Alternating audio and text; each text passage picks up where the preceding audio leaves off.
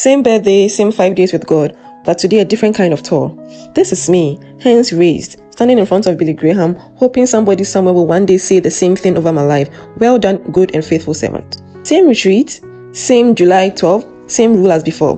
Whatever happened between me and God stayed off camera. But somewhere in those 5 days, I took a detour through a hall of faith, statues of the people who carried the gospel across centuries and continents. First, a whole gallery of faces, too many to name but not too many to honor. Rehan Bonki preached to millions across Africa and believed for a whole continent. Benson Idahosa, Nigeria's fire starter, built a ministry out of nothing but boldness. Oral Roberts brought healing crusades to television and a university to Oklahoma. T.L. Osborne packed stadiums overseas before global missions was even a phrase. And back to where we started, Billy Graham.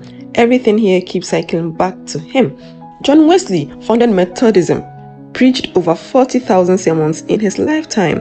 Charles Wesley, his brother, who wrote over 6,000 hymns for the church. Francis Asbury rode horseback across Africa to build a church from nothing. George Whitefield could hold 20,000 people spellbound with just his voice, no microphone.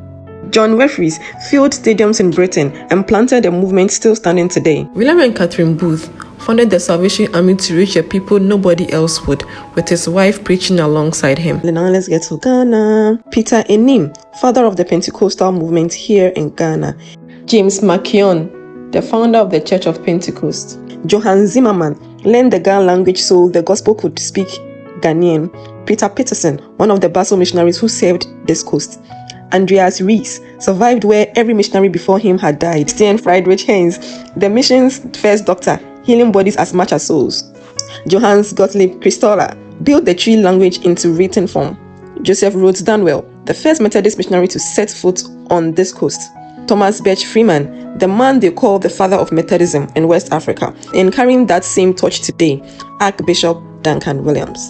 Catherine Coleman, healing services that filled awareness, a voice you couldn't argue with. Maria Woodworth Arthur preached revival back when women simply weren't allowed to. Amy Simply McPherson built a church the size of a stadium and never apologized for being loud about Jesus. David Livingstone walked into the heart of Africa before the map was even drawn. James Hudson Taylor took the gospel into China and never came home. Adoniram Judson carried it to Burma through laws most of us couldn't survive. William Carey, the father of modern missions, translated scripture into dozens of languages. Count Nicholas Ludwig von Zinzendorf built an entire community around the Great Commission. And Mother Teresa, who didn't preach to crowds, she just knelt beside the ones nobody else would touch. Pope Gregory the Great reshaped the church's mission across Europe. Pope Leo the Great defended the faith when Rome itself was falling. Pope Julius II commissioned the Sistine Chapel, changed how the church looked to the world. Pope Leo X, the Pope who reigned, sparked the Reformation itself. Martin Luther nailed 95 theses to a door and changed everything. John Knox brought the Reformation to Scotland. John Calvin shaped how half the Protestant world still thinks about grace. John Hus bent at the stake a century before Luther for saying the same thing. William Tyndale died for translating the Bible into English. William Seymour sparked the Azusa Street revival. Ivan Roberts, 26 years old, when he set Wales on fire. John Alexander Dowie founded a whole city built on faith healing. Maurice Cerullo took healing crusades across the globe. John G. Lake carried revival fire into South Africa. Jack Coy packed tents with the sick and desperate. Benny Hinn filled stadiums with a single wave of his jacket. Smith Wigglesworth, a plumber who prayed the dead back to life. A. Allen, controversial, relentless, impossible to ignore. David Oyedepo built one of the largest church auditoriums in Africa.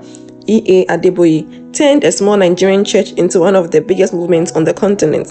David Yongicho pastored the largest single congregation on earth. William Kumuyi, Deeper Life, decades of discipleship, one city block at a time. One more quick Hall of Fame on the way out, and Andrea Crouch, because even heaven needs a soundtrack. I will attempt great things for God. And if you ever want to take the same tour, the Anagkazo Campus Museum is open. Just mention retirees when you get there for a discount.